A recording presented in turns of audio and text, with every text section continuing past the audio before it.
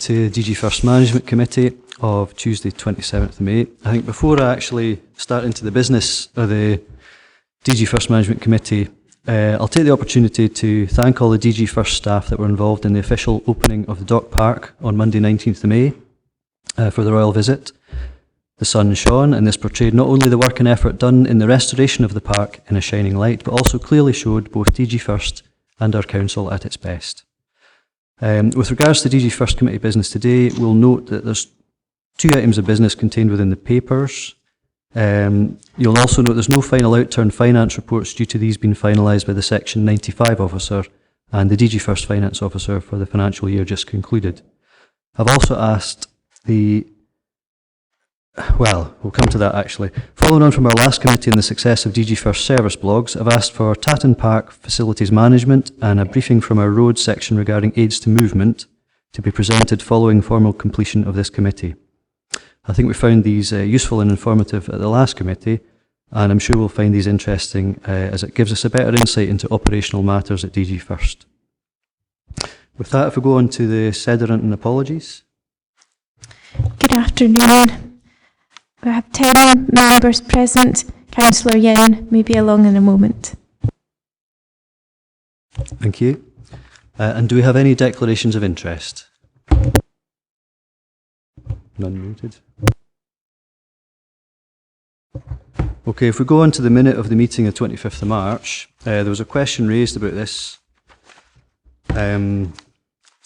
So we have a wee look here. Yeah, so this was under item 4.1, and I think for the minute to be more explicitly reflecting the discussions in the day, we can amend this to include where it's got that the cemeteries throughout Dumfries and Galloway with 2% or less annual uptake will have their maintenance reduced to 3 cuts per annum as per Appendix 1. And in addition, having noted that there was flexibility in the budget to allow for additional maintenance for interments at cemeteries with low usage. Would that be fairer reflection on the day this was raised? So if we're happy to amend it on that basis, Councillor Hislop. Chair, the motion was moved as per written on both 4.1 and 4.2. That was what was agreed. Therefore, this accurately reflects the minute that day, because it was read back by the committee clerk, and that's the wording that was used. Okay. So this is an accurate minute. Do you have a seconder for that?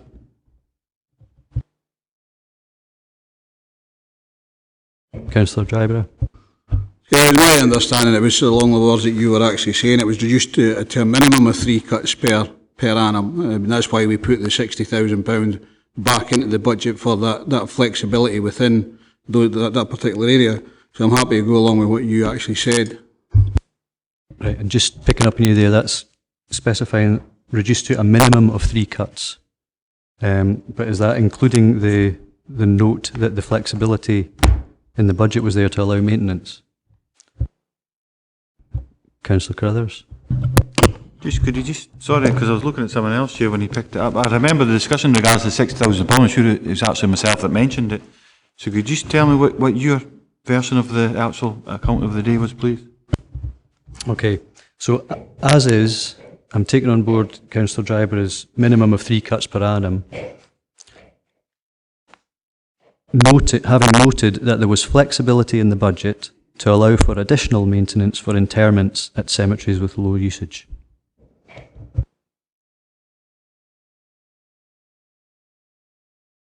Apologies, because I missed you completely. Just wait, be in a minute. We're going for items 1, 2, 3, 4, and so on. Whereabouts, sorry? 4.1. 4.1. Sorry about that, Chairman.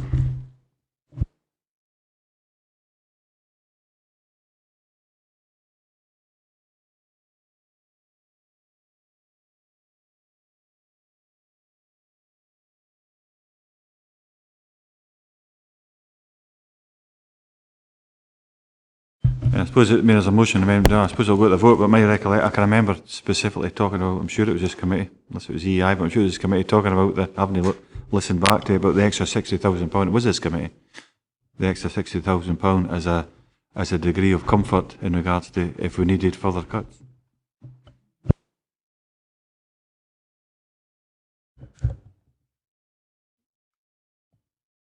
Well, are we able to reach a consensus on this, or are you quite determined in what you've recollected there, Chair, Councillor? we are here to look at the minuted agreement. That is the wording that was agreed, and it was read back by the committee clerk before we went to the vote, because I was listening very carefully on that issue, because there was something else that I was considering possibly bringing up later on, or moving an amendment on this one. But it was, both of them were as per written in the recommendation, and there was no wording, and it was read back. No one made any amendment to it, so I'm happy to move that this is a correct record. Councillor Dryburgh? Well, I'm happy to second whatever you said with the minimum 3 cuts per annum.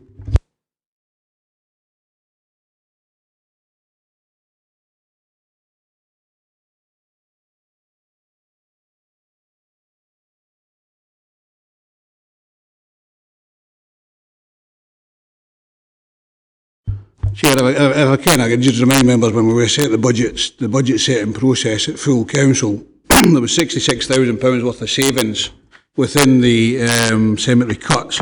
60,000 of that was actually put back, so there was actually, in actual fact, only a £6,000 reduction, and we needed that degree of comfort to make sure that where there was a cut actually required, then that would actually be done.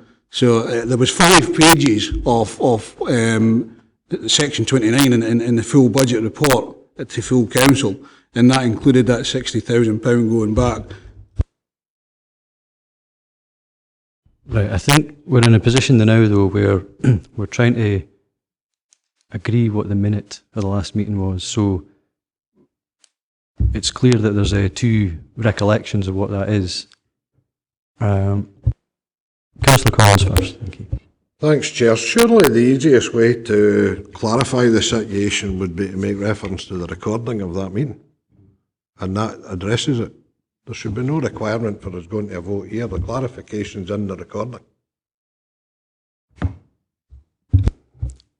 Would we be happy to go forward on that basis? Yeah. Councillor Carruthers. Does that mean that we defer this to get a chance to listen to the recording and bring it back? Because this is actually the decisions, by agreeing the minute you agree the decisions in principle. That's it, ratified at that point. So... Yeah, okay, I'll be happy to defer it then on that basis, if we get a chance to listen to this item only. Yeah. Okay. Councillor Neil. Can I just refer to something else here to give members information? The invasive plant species, we're actually having a training day in Langham on the 10th of June.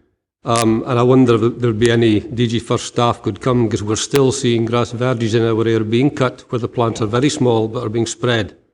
And there's no point as going through this massive exercise across Dumfries and Galloway if our staff are not fully trained and fully appreciate and understand when they're cutting some parts of riverbanks and road verges that they must not cut these plants, otherwise they spread it. So I'd be delighted if 1 or 2 members of DGFirst could actually come along to Langham, to the Esel Hotel on the 10th of June at 10 AM and take part in the training session so they fully appreciate and understand how serious this issue is. I'm sure that'll be fine if we can pick it up offline outside the committee to arrange that. Thank you. Okay, with that, if we move on into item 4.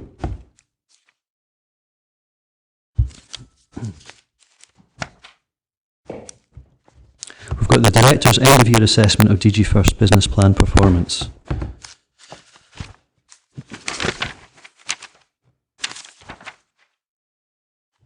So this relates to the assessment of progress on delivery of 2012 to 15 refresh business plan and provides detailed information on the summary of the performance reporting on DGFirst. Colour copies have been distributed today. You should have one there on your desk. I would hope this is seen as a very positive basis, with the majority of our targets on track, maintaining a positive trend. There's clearly some challenges, and I'm aware that through dialogue with the management team that they are tackling these and continually looking to seek improvement. Clearly, as you'll see in the reports, absence and its management remains a challenge, but DGFirst are proactive in seeking improvement and getting staff back to work as tenuously as possible. Is there anything I'd like to add to this report?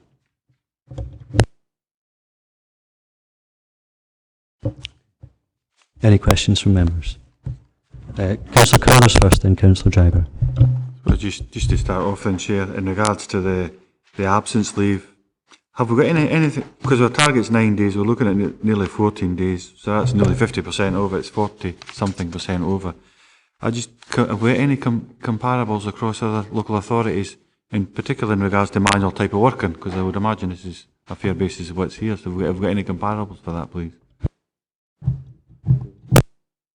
Don't have those figures available, but I'm sure we can get them from colleagues and bring them back at the next meeting. Just I'd like Ronnie to come in on that point there. Thank you. Thank you, Chair. We do, through the ABSI, the Association of Public Sector Excellence, we benchmark as part of our performance networking with numerous authorities across Scotland in our family group. I think it's fair to say we're all facing similar challenges, musculoskeletal absence across all our services is the prime one that is there. And we are seeking, with our colleagues, looking at best practice and other means to improve on that. So we can certainly provide data if members so wish. But we are at the moment, we're very like other authorities across the family group that we are in that is monitored within ABSI. So we're not, how can I put it, sticking out like a sore thumb, like worse than others. So we're all suffering the same issues and managing it accordingly. Councillor Dryborough first, thank you. Thanks very much. Here, there's 2 points, which is on the 3rd page of the coloured appendix. In the top box, it's the two DG15, DG16, DGF. Obviously, percentage of members' inquiries dealt through elected members' inquiry service is down a bit, and the two processes are two databases within DGFirst, because you've got lagging and EMES, which don't talk to each other. And of course, a lot of the issues that you'll get is sort of potholes and street lighting, that type of thing, where lagging we can't interpret as members, and we don't get a lot of answers back from that. And I can see why that is. And I know there's some work going on to actually help that side of things. And I'd just like an update on where we are with that. The second one is the percentage of council staff we know how their job contributes to council priorities and values. Now, the reason I'm asking about this one is that where staff understand where they contribute to the outcomes of that particular directorate, they then have a clearer understanding of what their objectives, their accountabilities, responsibilities are. And if we're not doing anything there, then that may actually affect the percentage sick absence, because people don't understand what their job does to, for those particular outcomes in the targets. I'll take the second part first, Councillor Dryborough. Yes, you're entirely correct. It is something that happens through our cascade of management teams, that people are informed of the council priorities and how they contribute it. So it is, you're very right, it is an important part. Unfortunately, the data is a little old because the surveys only run every 2 years. So we will seek to continue to address that. On the first part, if I could ask Mr McDowell to respond to you. Yeah, through you, Chair.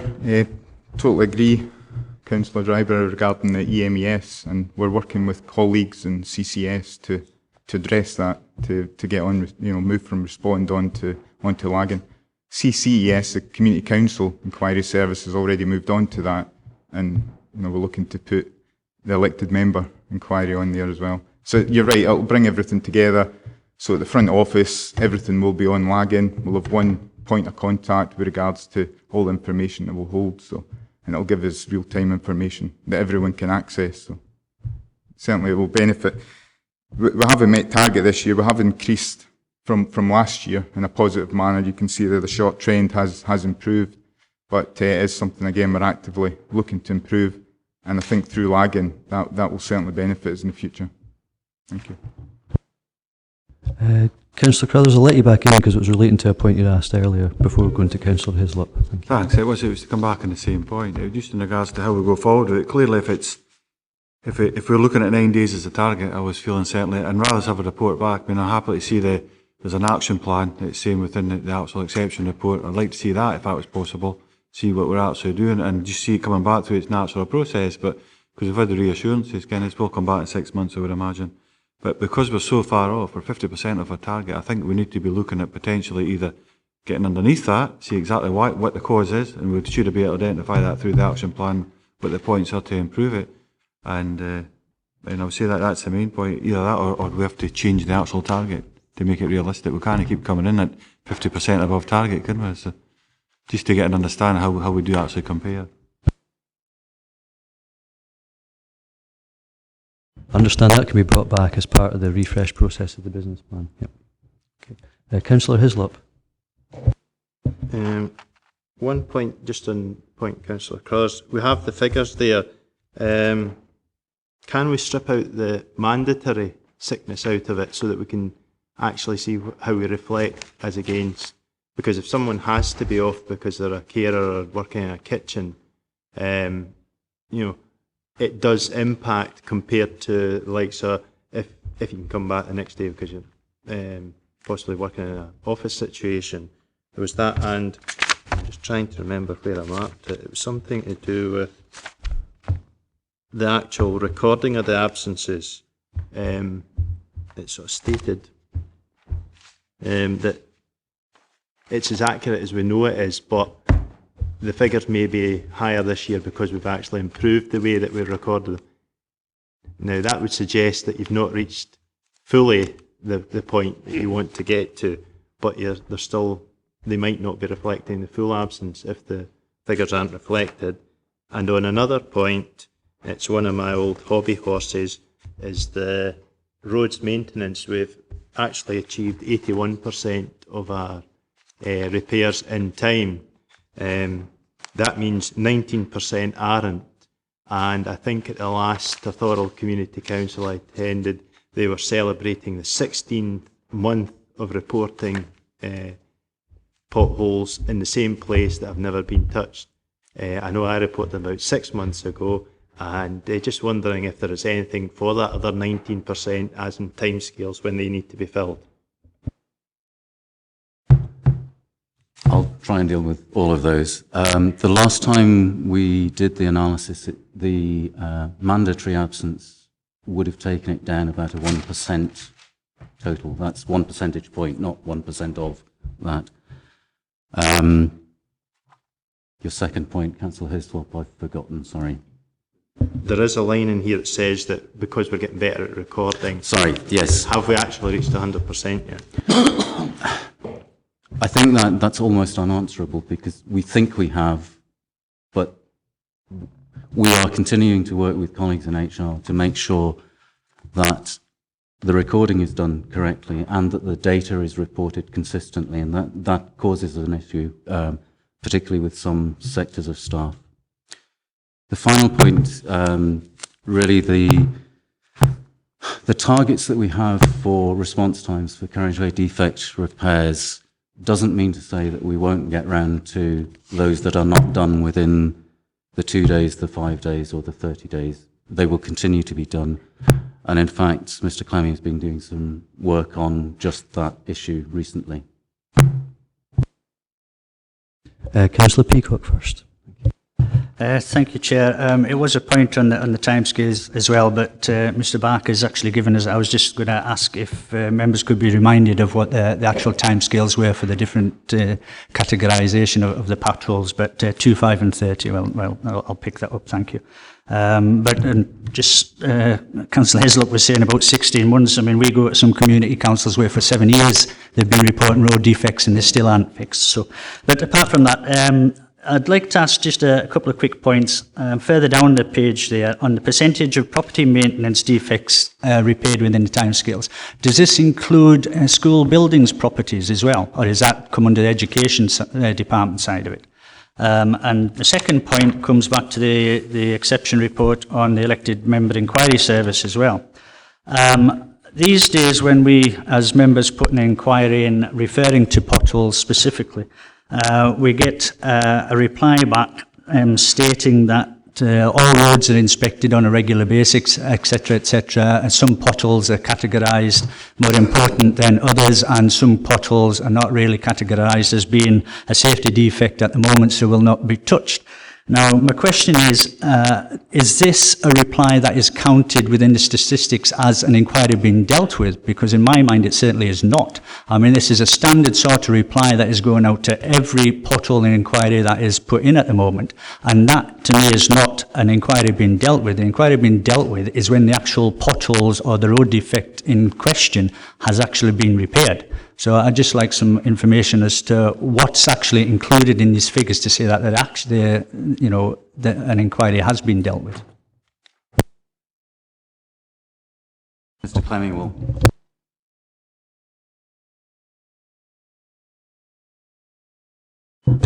Yeah, thank you, Chair. I think that's part of what you're seeing there, the response you're seeing there is trying to explain to members of the public that we don't in fact have the ability to track their not complaint, their report of a fault. In the case that you're mentioning there, a pothole, we can't reply to every single inquiry that we get at the moment because of the systems that we have in place. What you're seeing at the moment is the forerunner of a project which is linked to the Council's GIS system, where when people come through to DG Direct or wherever to report a defect of that nature, it will be recorded on the mapping system and then through Lagan go to our office to be scheduled for repair. But because we haven't got mobile working as of yet, we aren't able to respond to every single repair. And what we found was that customers felt they were ignoring their requests in some instances. And the note that's on the back there is there to try and inform customers that not every single repair will be repaired within the next 5 days or whatever, that there is actually a sliding scale relative to the scale of the defect. Thank you, Chair. Yes, but do we have any information as to whether a reply like that is classed as an inquiry being dealt with as what the exception report is here for? So if that, my point being that if that is the reply that is sent out to members, because this is EMES, this is not a public inquiry, this is EMES that's on there that we're talking about here. And if that is therefore classed because of that reply as an inquiry being dealt with, then to me that's not satisfactory. The inquiry being dealt with is when the actual works requested have been fixed if necessary or otherwise. Bill, do you want to pick up on that? Yes, I think you have raised a valid point, and it's one we're going to have to look at. I know that we do have problems with the disparate systems that we have at the moment. But as Mr. Clemming has said, once EMS is moved to Lagan, and once we've integrated Lagan and our own mobile working, we should be in a much better place for both public inquiries and EMES. Unfortunately, we're not there. The specifics of your inquiry, to be honest, I don't know, and I will get back to you on. Councillor Wiper.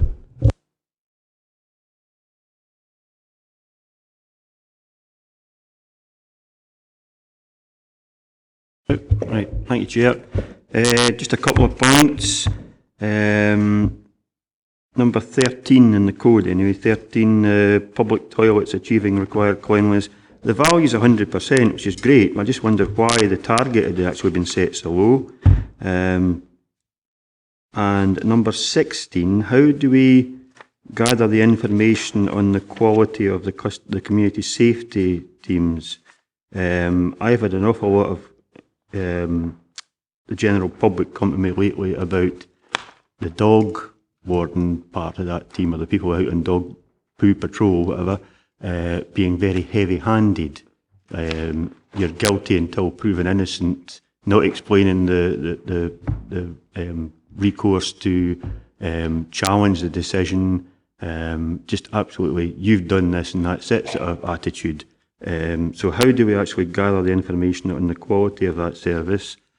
And my last point is on the number one, the carriageway defects, but it's not actually about the ones that DGFirst do. I just wonder, and I think I've asked Charlie claiming this before the area committee, what clout or what influence we have with Scotland Transerve on the A75, because there are parts of that road that are absolutely appalling. I spoke to somebody at Transerve about a month ago and was assured that everything over 40 millimetres is filled and dealt with right away. I went out with a tape measure and found about 10 or 12 within 10 minutes that were over 50 millimetres deep. And it's absolutely dangerous nowadays, especially over to the west, Auchenleary, that kind of area. There's parts of that road you just cannot avoid going through deep ruts for 10, 20 yards, maybe more. I know it's not the councils, but we need to be exerting some pressure on Transport Scotland to get that road repaired before there's a nasty accident. Thank you, Chair. On the public conveniences and the target, that's something that we will review as part of the business plan refresh. Obviously, I'm delighted that we're making 100%. That probably means that we can afford to raise the target.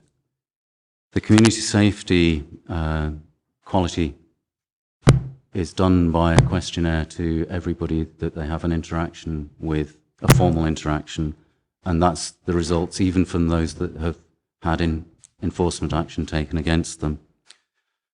And on the last matter,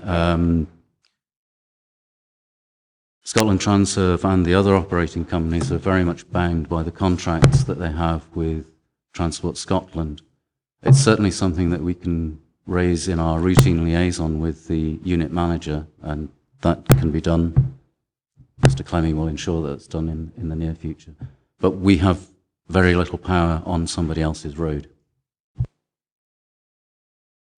I mean, there are instances where if their contract states that they've got to repair anything over a depth of 40 mil as a matter of urgency, they are not living up to that contract. They're not even marking them with yellow paint. On the day that I went out, I actually followed their inspection vehicle, and they were marking some of these holes, but other ones that were just being left, and they are over the limit of what they're meant to be sorting immediately. So they were not living up to their contract. So I don't know who, but somebody needs to pull them up on that. As I said, we can certainly raise that at our next liaison meeting, but to be honest, it is not a matter for us because we are not the Trunk Road Authority, but we will raise it with them. Councillor Yen first. Thank you, Chair. Thank you, committee members. I am hugely concerned about the percentage of members' inquiries dealt with through the EMES system within the agreed timescales. Our target is 90%, and we have only managed 68.85%. When the EMES first introduced, I know Janet in DGFirst had been dealt with all by herself. It was a huge task for her, and it wasn't an easy task. And now I know it's been allocated to a team of staff to do this for the EMES inquiry, and I appreciate this. DGFirst maybe experience huge volume of EMES system from all councillors across the region. Particular, my own inquiries, majority of my EMES is going to DGFirst, I know that. Now, we are achieving 68.85%. Our target is 90% to be dealt with within the time scales. Have the directors got any adequate plans in place to try to achieve this better? How can we achieve that? Just for members to have a clear picture, what kind of infrastructure or your plans in place so far, or what you're going to do? Thank you. Thank you, Chair. We have improved our performance over last year. I know it's still not up to the standard that we would like, but it is something that we're continuing to do. I don't know, Mr. McDowell, would you like to add to that? Yeah, through you, Chair. You're quite right with what you said at the start, Councillor, that Janet did have a very, very high demand on EMES at the start, and we reviewed that and we moved it to the area offices so that the inquiries could be dealt with at the local level. I think as we touched on earlier, I think once our systems, our back office systems start to speak to each other, as in lagging, as we've discussed earlier, that's where the improvement will come. You know, where the community council, the elected member, and, you know, members of the public all in one system will improve things. Thank you, Chair. Thank you, Mr. McLeod. It's now 2 years since the last local elections, and I'd like to see this EMES implemented properly in place. Otherwise, next local election coming, and we will be facing the same problems. And I'd like to see it get it done as soon as possible. Thank you. Now, there was a question just relating to property maintenance. If you can maybe pick up on that, thank you. Thank you, Chair, through you. In relation to the point raised by Councillor Peacock, percentage of property maintenance defects repaired within timescales, that is all property maintenance instructions that we receive via the Council's help desk. Now, that could be for this building, it could be for a school premise, it could be for the finance building across the road. So if we receive that order, we log them, they're tagged for action, and we record accordingly and report on the performance on that basis. So basically, if it's a council premise that we have received an instruction via the call centre, call desk, it has been actioned. Councillor Carruthers. Thanks, Chairman. Just to, I suppose a couple of points just pick up on, which have been touched on already, but just to reinforce when we get to the recommendations, we get that action plan provided. I think we've had that reassurance. But in regards to EMES, it's very valid that everyone's bringing up, and Yen kind of has touched on it a wee bit more than others. And I think this has come across again and again and again, and it's very important that we get this right. I do think that the bulk of inquiries to elected members certainly go to DGFirst. That's a certainty. Most people can agree with that.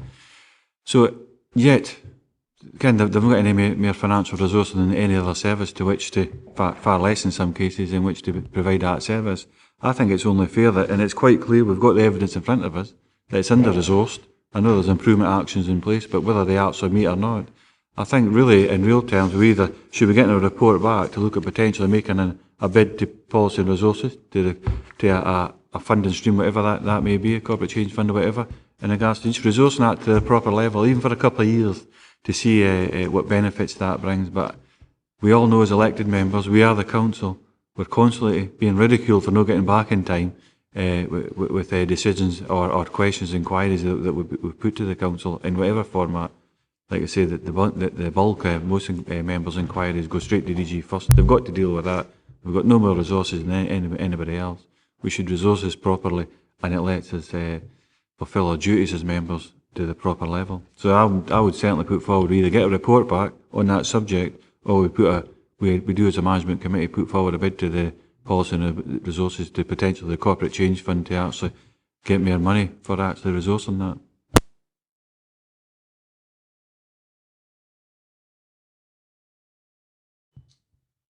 I think we can probably bring back what we plan to do as our action plan to address this. As we've said several times today, we do believe that once we've integrated our systems, we will be able to give better visibility of answers and respond more timeously because the systems are joined up. I think what I would ask members to do is to give us a while to work on what we are going to do with the new systems. And if we think it's appropriate to make a bid for resources, then we'll certainly bring back that to members. Can we have a report back in regards to that then? That could then outline potential options. If we put an extra £20,000 into that on an annual basis, the improvements we would see in elected members' inquiry across Dumfries and Galloway, or 5 or 40, whatever the figure, you'll be the architect of the actual report, or somebody within through your delegation. So I'd like to see just what benefit, because it would be a massive benefit to elected members in fulfilling their duties. So I'd like to see exactly how that could affect, for putting a bit of money into that, or is it the fact that things need tidied up in regards to processes that are underway at the moment? So, certainly, we can bring back something. I'm not sure about the timescale because I'm not yet up to speed with the conversion between Respond and Lagan, but certainly we'll bring back a report on that. Maybe make a suggestion on that one, because obviously there was money put into DGFirst to get these databases talking to each other, and I'm not sure exactly when that actually finishes, but I'm sure it's pretty soon that these databases are going to be talking to each other. I think at the end of that spend, if we can see an improvement on that particular spend at that time, and then a report comes back to see if there is any more that we require as a council to improve the responses to the either complaints or road defects or things like that, that might actually help the situation. Councillor Driver, I was going to let you in there for your question as well there, if you want to come back with that, thanks. I was just going back to what Councillor Wiper said about the community safety quality assurance side of things. Now, I think if people are getting told that they're doing the wrong thing with their dogs in a park, I think that's a good thing. And I'll guarantee that probably 90% of the people who are seeing these guys getting a hard time for their dog fouling and that type of thing, they would agree it's a good bloody thing as well. Councillor Hislop. On you go, Councillor Wiper.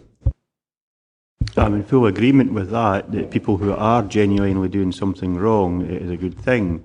But I happen to know of one or two people who have been targeted, and it has not been somebody that's done something wrong. And it's a matter for the police at the moment.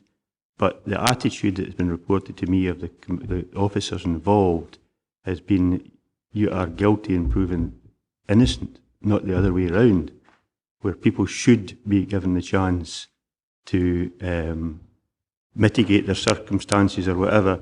But one lady in particular, I know, I see her every day around about where I work with a bag in her hand, yet she has now the court proceedings against her.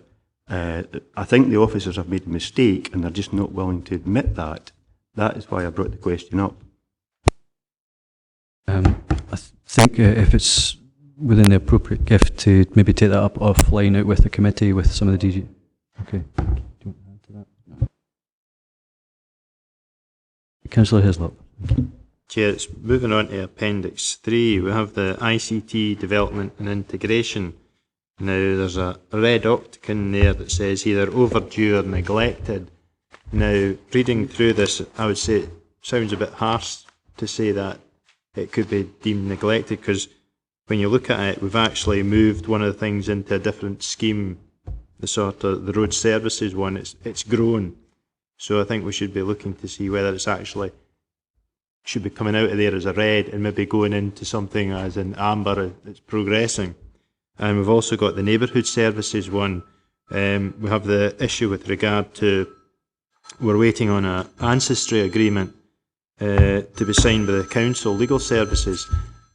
Is that being held up by legal services, and are they going to be able to get that to us timiously, and should we be looking to press them on that one?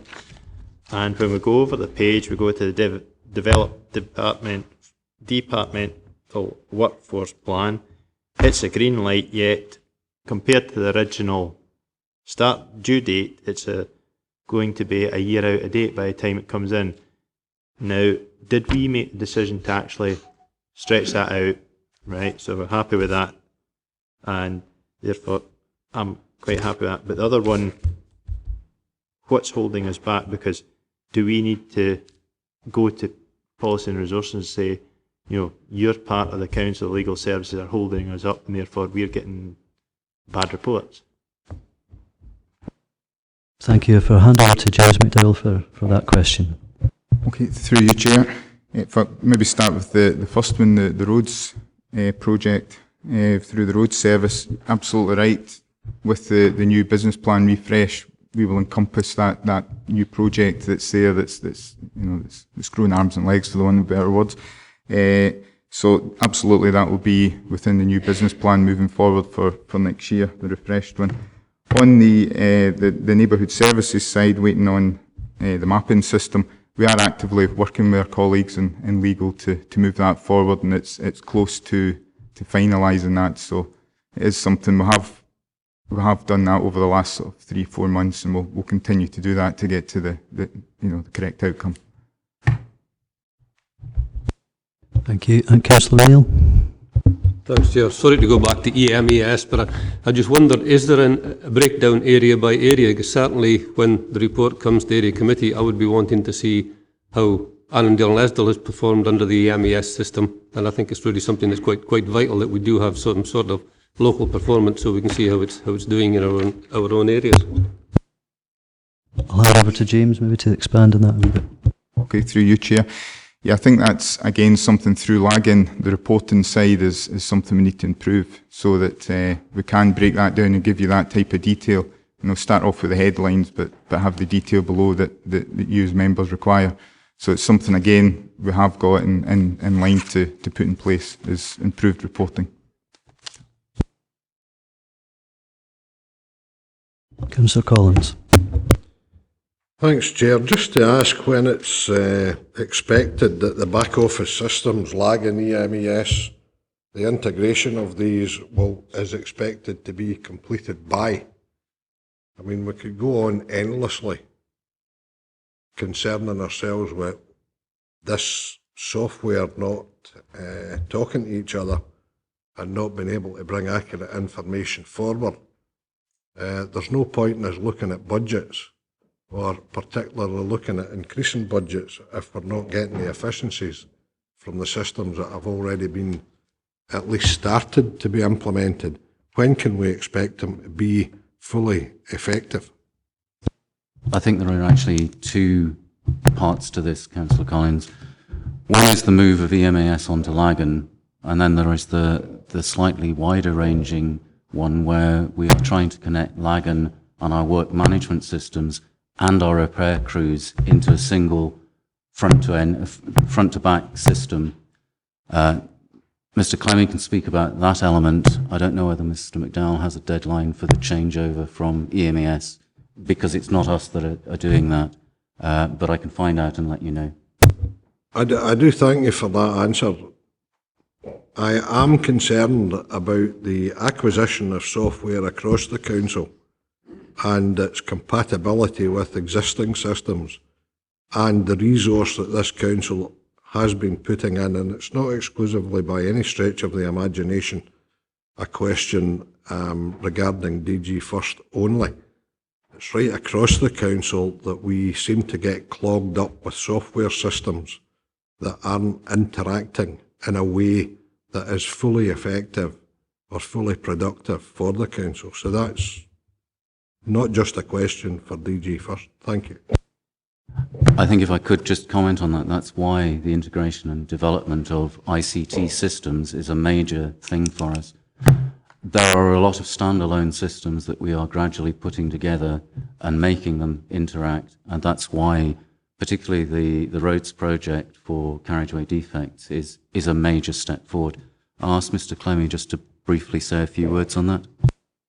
Okay, thank you, Chair. If I could just reassure members that before we started the mobile working project for roads repairs, we did carry out a full audit of all the bits and pieces of software and also the business processes we had, not just within DGFirst, but also with infrastructure and commissioning and all the roads related software we had across the council. And we used this as a basis to form up the mobile working project. It's at its early stages, the mobile working project. We're working very closely with our colleagues in Business Technology Solutions. There is a formal project board being formed and a programme groups taking different aspects of this forward. I'm loath to give an actual date for completion of the project, but we're talking about a year in the first instance. There's quite a lot of work to get through. There has been a sum of money, capital funding allocated to this, some £90,000, which we hope will certainly go a long way to funding the project. But a lot of it is down to work by officers and staff. It might, given that we're in the flavour of having 5-minute blogs now, it might be worth, I don't know if this would be appropriate, but having a 5-minute blog maybe on how the systems are and how they work and how the vision for that's going to Luke. Thank you, Chair. I think to simplify the vision I have for this, and I think it's shared by my director, is it's like buying a book from Amazon. You should be able to track your package till it arrives at your doorstep. And that's really what we'd like to do through the mobile working project. We'd like our customers effectively to make to go online or to go through the call centre, which would then be record the defect geographically. That would then go to our teams. Our teams would have that. It would go through a scheduling process. Probably you could imagine a few guys sat at computer screens, logging these, looking at these when they're coming in, and then deciding how best to schedule the work. Once the work's completed, the guys on site should be able to use a mobile device to say that's completed. So we'd expect that customers would they would log their defect. They would then get an indication of when that'll be repaired, and then they will be confirmed when that is actually finally repaired. It should make a huge difference to the way that we work. We should be able to work more efficiently. I'm hopeful by the time in a year that we've got it up and running, there should be less carriageway repairs out there and less to clog it up. We'll get a considerable amount of requests, and it's a lot to deal with. I know we were talking earlier on about EMES and dealing with a lot of these inquiries. Well, we can get 2,000 customer inquiries about potholes in a month, some months. That is reducing though, month on month, and we have reduced it, particularly over the last 6 months. We've seen a reduction in the number of customer inquiries. I don't know how reliable that is. That's maybe, possibly you could say that they're exhausted and they're just not making any more inquiries or reporting them, but I do think there's some significance in the figures.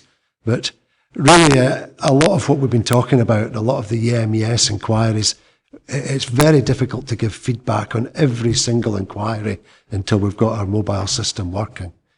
We've done some other work, and we've been doing that. I'm preempting a lot of what's going to be said at the depot visits that some members are coming to, but we've been doing a lot of work on inspecting our carriageways. We've done a full inspection of our roads in November last year. We're currently doing a full inspection at the moment as we speak this month. And that has been a kind of proof of concept for mobile working. We've used some simplified kind of hill walking devices effectively to actually locate all these defects geographically. So I think, there's a lot of work on the periphery of mobile working, but there's also an awful lot of work to change our back office systems to make it work as well. But I'm confident that we are making progress now. Councillor Collins, you want back in there? Thanks, Chair. I just wonder if we're reinventing the wheel. I can't help but feel that there must be other authorities and or businesses out there that have software that addresses many, if not all, of the questions that we're looking to achieve answers to in our application of the expectations of software. Is there a sharing of knowledge around this? Because every council in the UK, let alone Scotland, faces the same pressures and difficulties. And I just wonder if we're sharing resources with other authorities in these regards. I'm sure they're not, all of them, putting together systems. Some surely must have something that works. Councillor Collins, as usual, you've made a very good point. All 330 odd highways and roads authorities are struggling with the same issues. All of us tend to use different systems and different combinations of systems, so that complicates the matters. What we are doing, both through the shared services and shared capacity project, we're exchanging information with other authorities in Scotland. We're sharing best practice. We're also taking the opportunity for staff from the road service to go and visit other authorities who are actually doing the same sort of thing, to learn lessons from them. I think the most recent visit we had, our back office processes were as good as the city that we went to see, but their use of technology was better than ours. So that we're not on the trailing edge, but we're not on the cutting edge either. We do share experience because plagiarism is a lot easier than original thought. Sorry, sharing best practice is much better than doing it on ourselves. Okay. Councillor Dryburgh. Thanks very much, Chair. I mean, just looking at the second recommendation is to scrutinise and consider whether actions proposed are adequate to improve performance. I think the issue with regard to the software that Councillor Collins was has to be sort of prioritised, because as a customer of using that particular service, I've got a load of other customers that elected me to be the customer on their behalf, and we've got to respond to those individuals. I think as part of the action plan, we need to have a priority put on making sure that this is actually done as quickly as possible. I'm not saying as cheap as possible, but as quickly as possible, so that at least we can get a decent response. I'm actually surprised that the Community Council will get a better response than what I will, because at least in a lot of cases, I was elected. Some of them just actually stood and were put back in again for another 3 years. So, situation is, I think priority has to be put on the software side of this, so that we can get a better response for the people that we act on behalf of. I think with that then, if we maybe turn to the recommendations, are we happy with 2.1 that we've reviewed the overall summary of performance as set out at Appendix 1? Yep. With 2.2, obviously we've scrutinised the exception reporting and we're considering whether the actions proposed are adequate. If we maybe turn to yourself, maybe get a summary of what actions we have suggested. The action suggested is that a recommendation be put forward that a report be commissioned in relation to the responding to queries, and this come back so that consideration can be given as to whether a bid should go to the Policy and Resources Committee.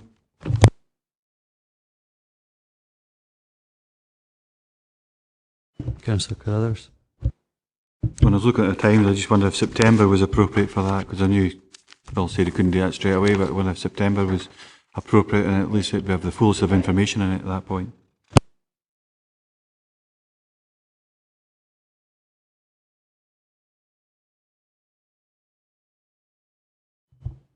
We certainly should be able to come back with something valid by September, and I can undertake to do that.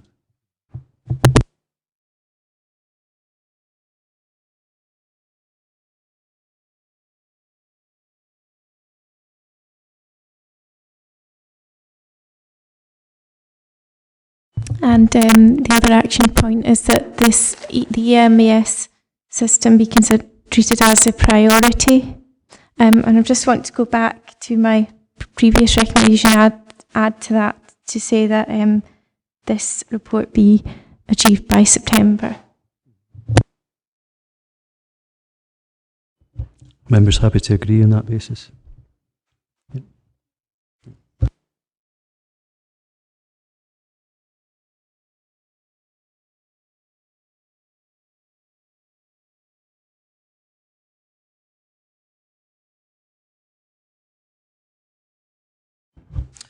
Okay, item number 5. I do have a late item of urgent business, so I don't know if that could be circulated around. I'll take that just now at item 5. I believe there's a paper to be circulated around to members. Has been circulated. Right. If you could circulate it. Yeah. So if that gets circulated just as soon as possible, and then I could suggest we could take 10 minutes or something just to get a proper look at it. Is that okay with members? Carlos. Sorry, Chair, I've got and it says in item 5, it says we should exclude the public. Well, there's no any other business, and if no, so I'm just getting mixed up. I haven't seen the other paper. All I've got is the exempt paper in front of me. I've not got any others. This is an additional sort of late urgent item that I've need to take. Okay. Right, okay, I missed that.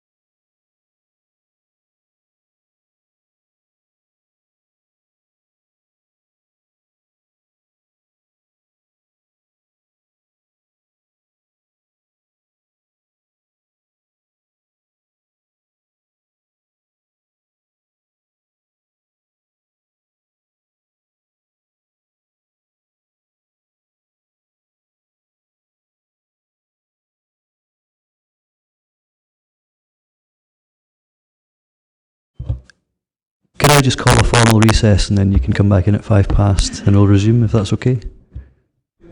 Done one thing before we recess. Obviously, this is something that was mentioned earlier on with the minutes, and I think it would be appropriate then if we agree the minutes, because this then potentially enhances that situation.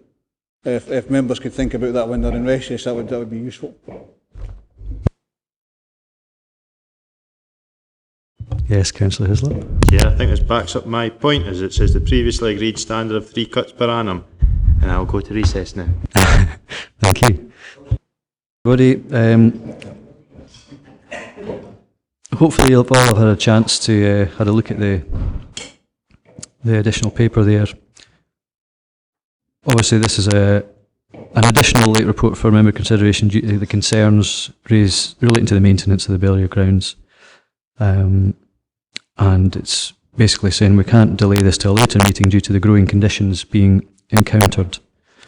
So I'll open it up if anybody's got any questions they'd like to raise with that. Councillor Peacock. Thank you, Chair.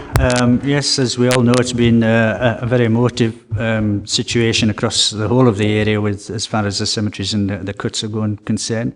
There was, as we all know, £60,000 allocated as a contingency to be used, I thought, at the time at the discretion of area committees for their own communities as to possibly allocate that. But that's by the by. I mean, I'm more than happy that that's 60,000, and there is no figure set in here for that. But if we're asking to allocate that 60k towards this, then that is fine. But there's one point that I would like to add in 2.1, where it says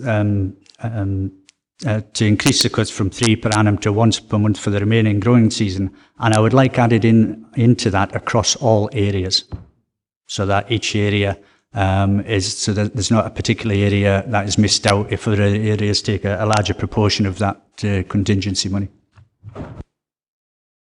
I think, and I suppose just in addition to that, maybe just specify that's on the low usage or 2% uptake usage cemeteries as well. If I could maybe invite Ronnie in to maybe add a little more information to that. Chair, I would just confirm your comment there that this is in relation to those cemeteries that we've identified based on the utilisation for interments on 2%. So it is across all of those sites across Dumfries and Galloway. Councillor Wiper. Thank you, Chair. I totally welcome this. As Councillor Peacock says, there's been a lot of emotive people about this, especially have their loved ones interred, and they're pointing out quite rightly that they pay the council tax as much as anybody in the bigger towns, so why do they only get their grass cut 3 times and 15 times in the town, etc. But also, a few of the lads that I know in Neighbourhood First are saying that it is actually probably taking longer when they go to a graveyard to cut the grass, if it's been left, to actually cut it, trim it, pick it all up, than what it is actually just to go and do it when it needs doing.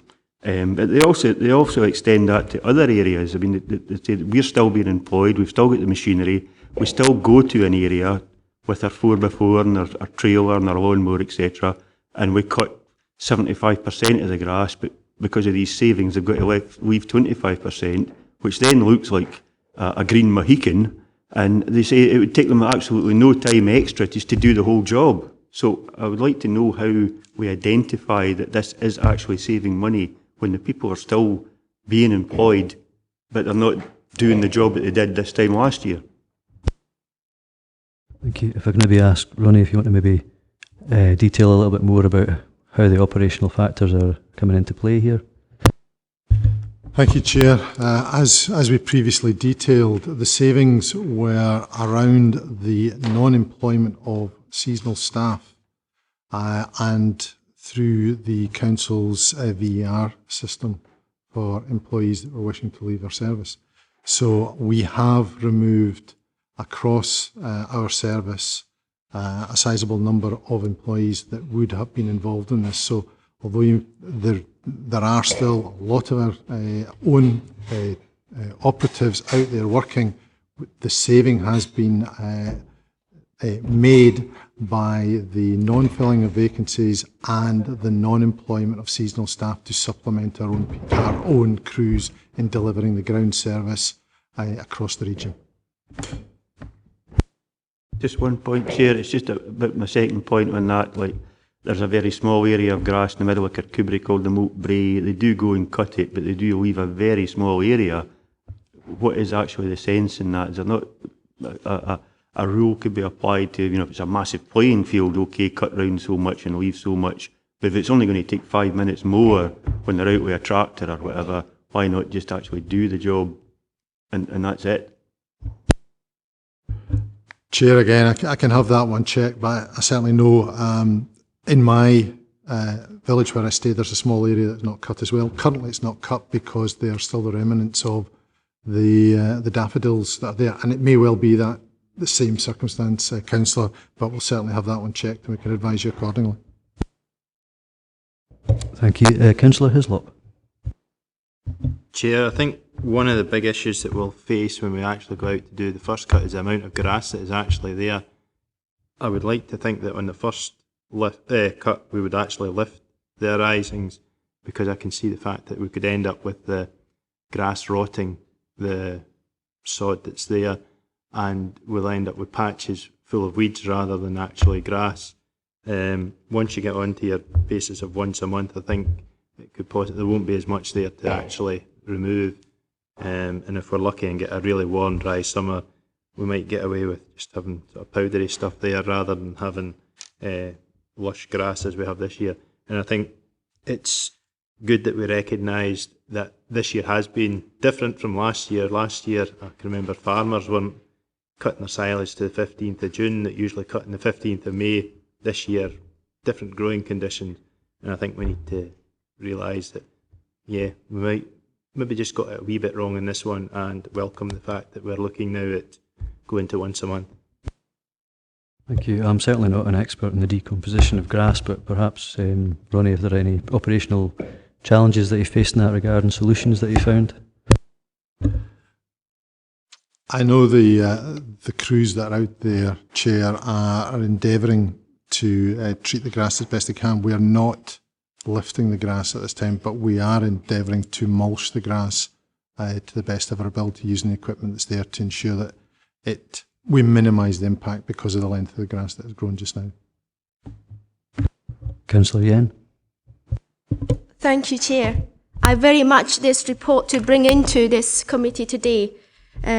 Welcome this report. I had huge concerns from my constituents across the ward.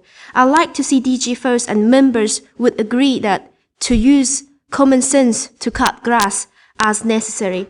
Like in summer seasons, that grass growing faster than winter time, you don't need to cut as many as 1 month in the winter, but in the summertime you may have to cut twice a month.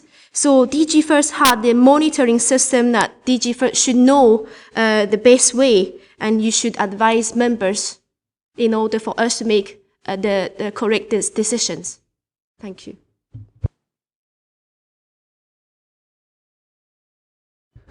It may be, I'm just sort of looking at recommendation 2.1. Obviously it's for the remaining growing season that this applies to. Now I understand that we'll be looking to review this in July, at July committee as well. So I'm just wondering if, obviously we can only guarantee for this year that this is what we're endeavouring to do, and given the environmental conditions, etc.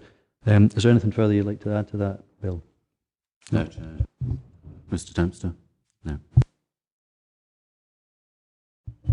Councillor Collins? Yep. Likewise minded. Can I just suggest that for clarity, if we ensure that, well, I'll check with Lucy here for the best form of words.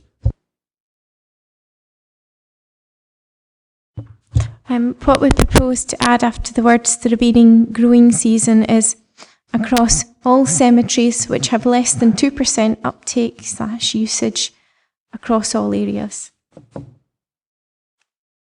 Are we happy to go with the recommendations? Thank you.